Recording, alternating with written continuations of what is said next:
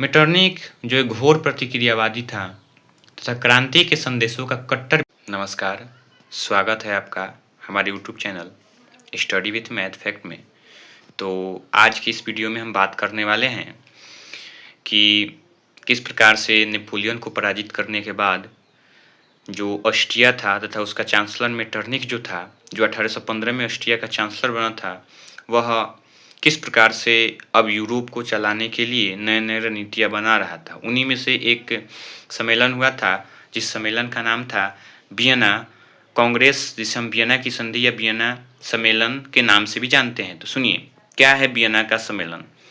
1815 में नेपोलियन को पराजित करने के बाद ऑस्ट्रिया का चांसलर मेटरनिख बनता है, जिसके साथ से अनेक फ्रांस में बहुत सारे परिवर्तन करने के उद्देश्य से वे इसी वर्ष यानी 1815 में ब्रिटेन, रूस, प्रसा के साथ मिलकर के, यानी मुख्य रूप से 4 देश जिसमें ऑस्ट्रिया, ब्रिटेन, प्रसा और रूस थे, वे ऑस्ट्रिया की राजधानी वियना में एक सम्मेलन करते हैं और इस सम्मेलन को ही वियना का सम्मेलन या वियना सम्मेलन के नाम से जाना जाता है। इस सम्मेलन का मुख्य उद्देश्य जो था, उसका था कि नेपोलियन द्वारा जो जीते गए राज्य थे उसको वापस दे देना था, परंतु इसमें नेपोलियन द्वारा बनाए गए 39 राज्यों के जर्मन राज्यों को समाप्त नहीं किया गया।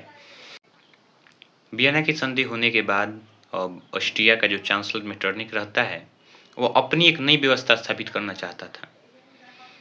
मेटरनिख जो एक घोर प्रतिक्रियावादी था तथा क्रांति के संदेशों का कट्टर विरोधी व्यक्ति था।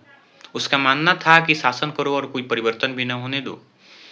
इन्हीं सभी रणनीतियों के कारण वह 1815 से लेकर के 1848 तक यूरोपीय इतिहास में शासन करता रहा, जिसे मेटरनिख युग के नाम से जाना जाता है।